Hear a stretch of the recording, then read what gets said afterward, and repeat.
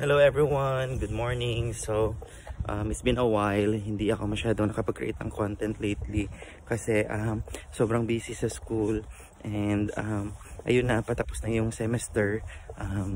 Siguro 3 weeks na lang. Yes, 3 weeks na lang tatapos na yung first semester. So sa mga nagtatanong, I'm taking higher diploma in science and computing.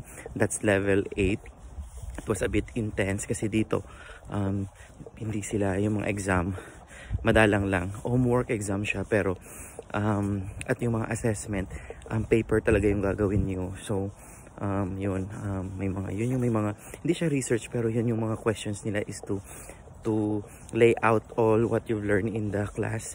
So ayun, so very practical siya. So lahat ng mga tanong kung ano natutunan nyo sa ano. So medyo busy. So 4 na subject yung meron ako ngayong semester, pero they required us na 3 days lang naman yung pasok, pero they required us to read more, to read all the details sa subject. So ganun.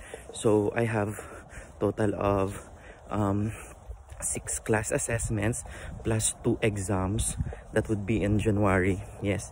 And ayun, so okay naman, survive naman. Nagtatrabaho din ako 3 days. So ayun, medyo hindi ako nakakapagawa ng content.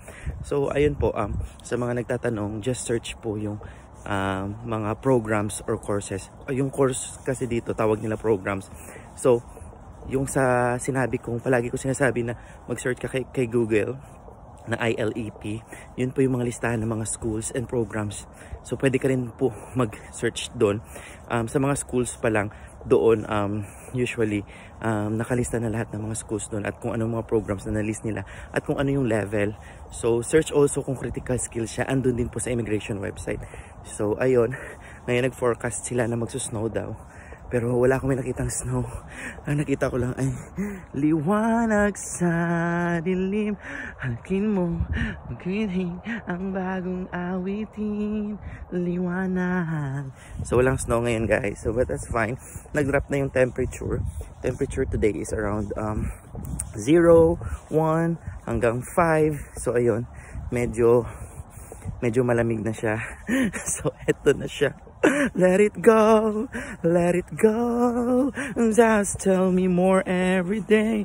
So yun lang po yung share ko ngayon. Thank you very much. Sa mga nagtatanong, just keep asking. I'll try to answer everything sa mga nalalaman ko lang dito. Kasi I'm still like, 90 days here in Dublin in Ireland. So I'll just try to answer as much as we can. I also research, I also ask people, I also ask my classmates and everything. So ayun, thank you very much and have a nice day everyone. Bye-bye!